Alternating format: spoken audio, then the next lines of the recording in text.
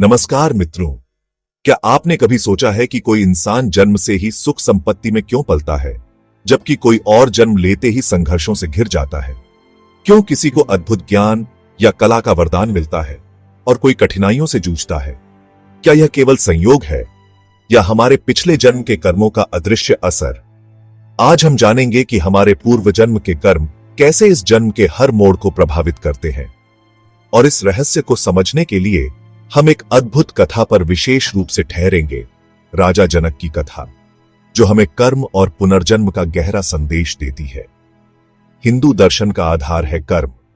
उपनिषद और भगवद गीता में श्री कृष्ण स्पष्ट कहते हैं, कर्मण्येवाधिकारस्ते मा फलेषु कदाचन।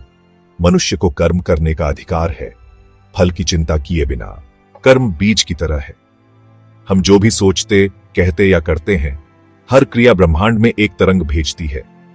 यह तरंग कभी इसी जन्म में लौट आती है, कभी अगले जन्म में। शरीर नाशवान है, लेकिन आत्मा अमर। मृत्यु के बाद आत्मा अपने कर्मों का संचित लेखा लेकर अगले शरीर में प्रवेश करती है। गरुड़ पुराण कहता है कि यमराज के दरबार में चित्रगुप्त हर अच्छे और बुरे कर्म का लेखा रखते हैं। वहीं तय होता है कि आत्मा को अगले जीवन में कौन सा परिवार, कौन सा अवसर और कौन सी चुनौती मिलेगी। यही कारण है कि जीवन की असमानताएं केवल वर्तमान प्रयासों से नहीं, संचित कर्मों से भी जुड़ी होती है।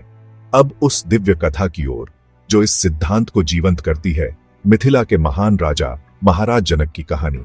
कहा जाता है कि जनक पिछले जन्मों में एक साधक और धर्मनिष्ठ राजा थे। उन्होंने अनगिनत यज्ञ किए, असंख्य लोगों का भरण पोषण किया और अपने राज्य को न्याय तथा सेवा का आदर्श बनाया। उनकी करुणा और धर्म पालन इतना गहरा था कि मृत्यु के बाद भी उनकी आत्मा में वह पवित्र संस्कार साथ रहा। अगले जन्म में जब वे मिथिला के महाराज बने, तो उनका जीवन बाहरी वैभव से कहीं अधिक ज्ञान की प्यास से भरा था। जनक महलों में रहते थे, सोने चांदी से सजे दरबार में, लेकिन उनका हृदय हमेशा किसी गूढ़ सत्य की खोज में था। वे अक्सर सोचते, यह धन, यह राज्य, यह वैभव सब नश्वर है, असली सत्य क्या है? कहते हैं कि एक दिन उन्होंने आकाशवाणी सुनी, ऐ जनक, यदि तुझे ब्रह्म का ज्ञान चाहिए तो अष्टावक्र को गुरु बनाकर शरण में जा। अष्टावक्र एक युवा ऋषि, जिनका शरीर 8 स्थानों से टेढ़ा था, पर ज्ञान से वे समुद्र जैसे गहरे थे। जनक ने तुरंत राजसी अभिमान छोड़ दिया और गुरु अष्टावक्र के पास पहुंचे। गुरु ने पूछा, राजन, क्या छोड़ने को तैयार हो? जनक बोले, गुरुदेव, सब कुछ, राजपाट, धन, शरीर, मन, जो भी मेरा कहलाता है। अष्टावक्र ने उन्हें अद्वैत ब्रह्म का ज्ञान दिया। यह संसार एक स्वप्न है। तुम न राजा हो न प्रजा, तुम केवल शुद्ध आत्मा हो, अविनाशी, अचल। उस क्षण जनक को आत्मबोध हुआ। कहा जाता है कि वे विदेह कहलाए, जिसका अर्थ है देह से परे। उनके पिछले जन्मों के पुण्य कर्म ने ही उन्हें ऐसा गुरु और ऐसा अवसर दिया कि वे राजमहलों में रहते हुए भी मोक्ष को प्राप्त कर सके। यह कथा हमें 2 गहरे संदेश देती है। पहला, पूर्व जन्म का पुण्य।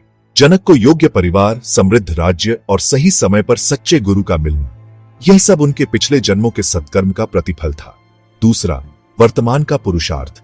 केवल संचित पुण्य काफी नहीं था। जनक ने अहंकार त्याग कर ज्ञान की तलाश की, तभी उन्हें मुक्ति मिली। यानी पिछले जन्म के कर्म हमें अवसर तो दे सकते हैं, लेकिन उस अवसर का सदुपयोग इसी जीवन के प्रयास से होता है। मित्रों, राजा जनक की कथा कोई पुरानी कहानी मात्र नहीं, यह हर इंसान के लिए संदेश है। हम सब अपने साथ अनगिनत जन्मों का कर्म संचय लेकर चलते हैं।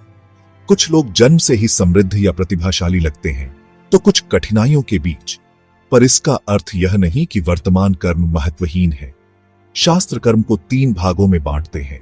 संचित कर्म, अनगिनत जन्मों का जमा हुआ खाता।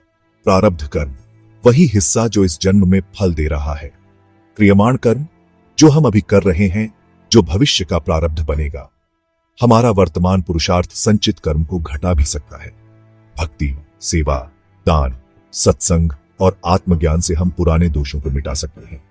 जैसे राजा जनक ने किया, वैसे ही हम भी अपने कर्मों को उच्च बनाकर अगले जन्मों को प्रकाशमय बना सकते हैं। तो मित्रों, अब उत्तर स्पष्ट है। पिछले जन्म के कर्म हमारे वर्तमान जीवन की रूपरेखा तय करते हैं। हमारा परिवार, अवसर, यहां तक कि मिलने वाले गुरु भी उन्हीं का प्रतिफल है। लेकिन आज का हर क्षण नया बीज है। हमारे वर्तमान कर्म हमारी सच्चाई, सेवा, करुणा और साधना कल का भविष्य लिख रहे हैं। आइए हम सब संकल्प लें कि हम अपने विचारों और कर्मों को इतना पवित्र बनाएं कि आने वाले जन्म ही नहीं, इस जीवन में भी शांति, आनंद और मुक्ति का अनुभव कर सकें।